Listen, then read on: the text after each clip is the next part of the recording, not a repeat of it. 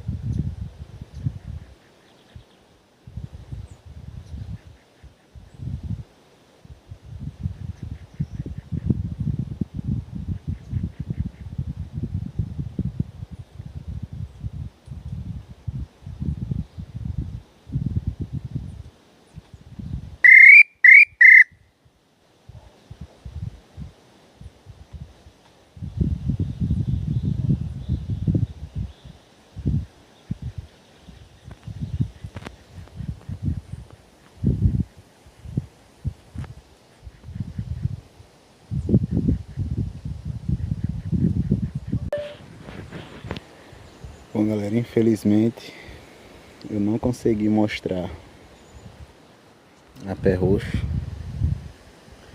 Infelizmente eu não consegui. Ela respondeu bem, né? Respondeu bem ao chamado desse pio, né? Pio da pé roxo, feito na madeira roxinho. Mas ela não apareceu, ela não veio. Era um pé roxo macho, né? O pé roxo macho era muito difícil de ser atraído. Vocês que conhecem dessa arte sabem disso. Não é fácil atrair um pé roxo macho. A época também não tá boa, né, pra chama. Tá um tempo meio quente, meio seco. Embora aqui você viu alguns verdes, mas não tá chovendo, né? Não tá um período que elas estão assim a todo vapor, né, no seu fogo natural.